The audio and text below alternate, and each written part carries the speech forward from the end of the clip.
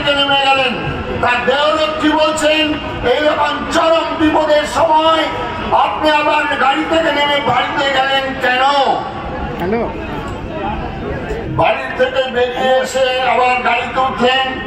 আমার সর্বক্ষণের সাথী আমার মাতৃকা দেবীর ফটো আর পকেট জন্যই আর জপের মালাটা আমি ছেড়ে এসেছিলাম।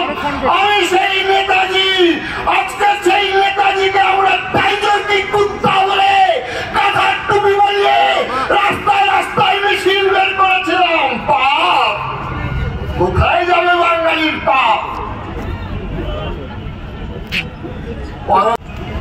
শ্যামাপ্রসাদ মুখার্জির কথা বলতে গেলেই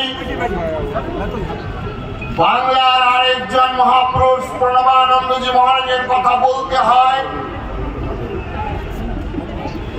সভাপতির আসন অলঙ্কৃত করেছেন শ্যামাপ্রসাদ। তার গলায় নিজের মালা দিয়ে বললেন, বাঙালি আজ ওই দুইজন মহাপুরুষের জন্মদিন জানি, কিন্তু মৃত্যু আজও আমরা জানতে পারলাম না আমরা বাঙালি, আমরা কি পাপ করেছিলাম।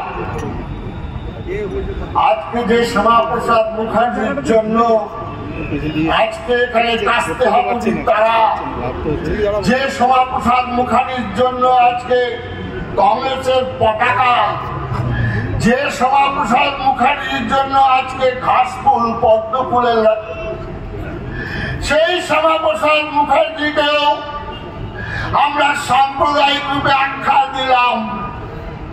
পাপ যাবে না। আজকে এই মঞ্চে দাঁড়িয়ে একজন বলছেন ইসলামিক দাওয়াতি, আরেকজন বলছেন 17% থেকে 33%, একজন বলছেন আমরা সংখ্যাগরিষ্ঠতা হয়ে ইসলামের শাসন ব্যবস্থা করব, তার জন্য সহযোগিতা করবেন প্রশাসনের প্রধান। ঠিকই বলেছেন, একজন মুসলিম ভাই তার ধর্ম গ্রহণ করেছেন,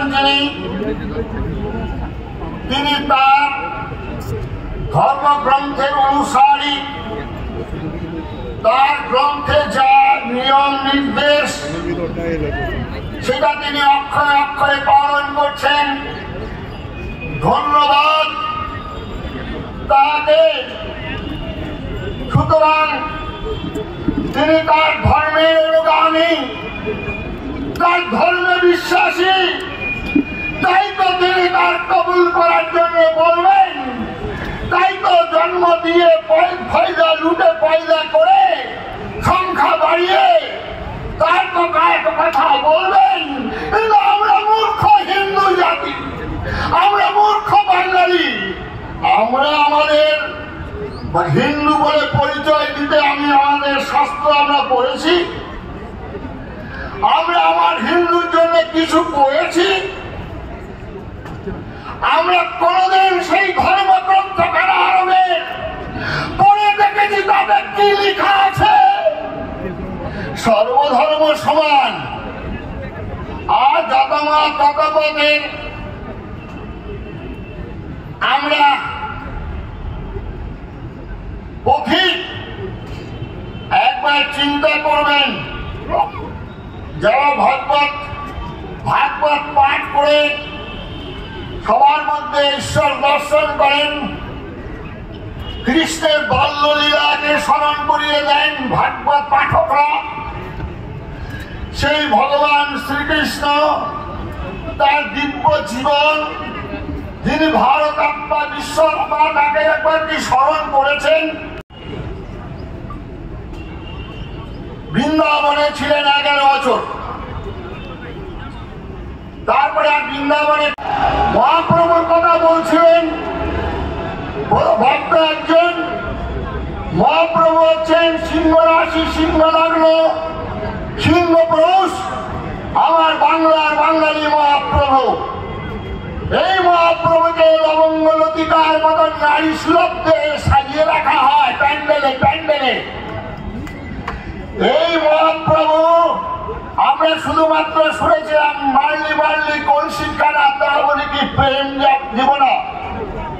মহাপ্রভু যখন শুনলেন কাজী ভগবানের নাম করতে দেবেন না হরিনাম, মহাপ্রভু নবদ্বীপের 9টি দ্বীপ থেকে লক্ষ মানুষকে সংগঠিত করে কাজীর বিরুদ্ধে যুদ্ধ ঘোষণা করছেন। এই মহাপ্রভুকে স্মরণ করুন, ধর কাজী মোর কাজী আয় আয় কাট ঝাঁটিয়াল মাথা, কোথায় গেলে কাজী বেটা আজ ভুবন করিব নির্জন। এই মহাপ্রভুকে আজকে স্মরণ করুন বন্ধুগণ। মহাপ্রভুর 7 ফুটের উপরে তার লম্বা, বুকের ছাতি 69 ইঞ্চি, পায়ের মাপ আমাদের 7 ইঞ্চি 8 ইঞ্চি 9 ইঞ্চি, খুব জোর 10 ইঞ্চি জুতো লাগে। তার পায়ের মাপ ছিল 16 ইঞ্চি। একবার স্মরণ করবেন এই মহাপ্রভুকে। পরবর্তীকালে ওই যখন তার কপালে রক্ত পড়ছে জগাই মাথায় আঘাতে, তখন এই মহাপ্রভু সুদর্শন চক্রের আহ্বান করছেন, আয় আয় ঘরে ঘরে রবে সুদর্শন চক্র কোথায় তবে। এই মহাপ্রভুকে আজকে বাঙালি স্মরণ করবেন। আর সেই সঙ্গীতকে ছেদন করা হলো দোষণ তুষ্টিকরণের রাজনীতির মধ্য দিয়ে।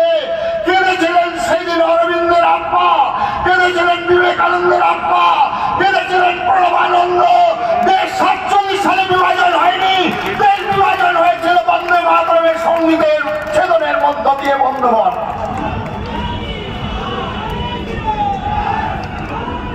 এই রবীন্দ্রনাথ তখন কবিতা লিখছেন, নাগিনীরা চারিদিকে ফেলেছে বিষাক্ত নিঃশ্বাস, শান্তি ললিত বাণী শুনাইবে ব্যর্থ পরিহাস।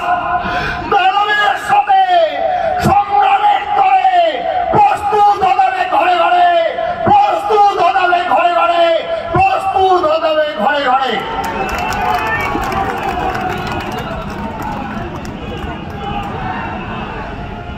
समाजदार के लिए इशारा काफी। কে দানব এখানে বসে আছে আমার খুব প্রিয় পশ্চিমবঙ্গের প্রত্যেক মানুষ, আমরা তার নাম জপ করেছিলাম। এই যে আমাদের বসে আছেন আমাদের শ্রদ্ধেয় মাননীয় অভিজিৎ গঙ্গোপাধ্যায়, তার নাম আমরা স্মরণ করতাম। পশ্চিমবঙ্গের সমস্ত সর্বধর্মের জননী স্বরূপা কোটি কোটি হিন্দু নরনারীর পক্ষ থেকে আমি